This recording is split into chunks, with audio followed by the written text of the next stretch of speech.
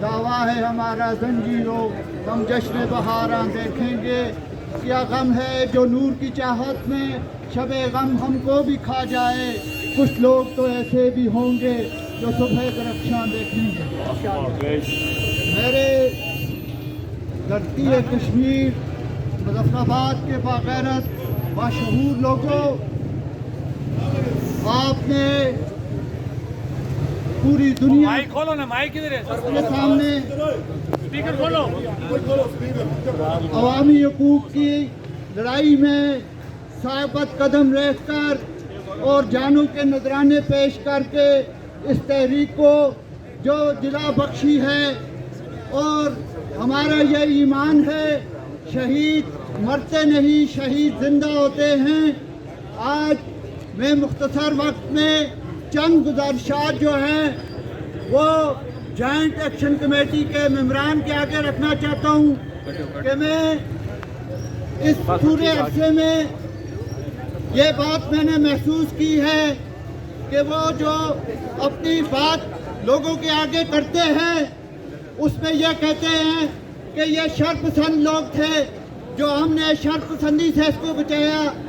मैं उनसे 10 ये रिक्वेस्ट करता हूँ कि दहशतगर्द हम नहीं है, दहशतगर्द अनवारुल हक है, दहशतगर्द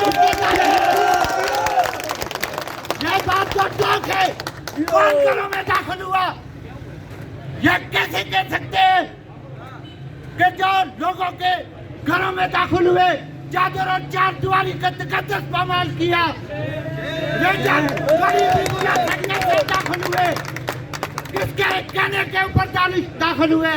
मेरी जॉइंट एक्शन कमेटी के दोस्तों से ये गुजारिश है कि वो उनका दहशतगर्द करार दे जिन्होंने ये दहशतगर्दी की है। और अगर लॉन्ग मार्च पुरअमन न होता तो रास्ते में कोई भी इदारे महफूज न रहते, लेकिन लोगों ने पुरअमन रह के यह साबित किया कि वो दहशतगर्द नहीं है।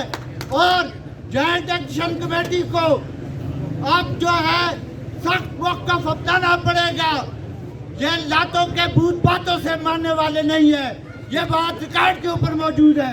और अवाम लोग आपकी पुष्ट पर है।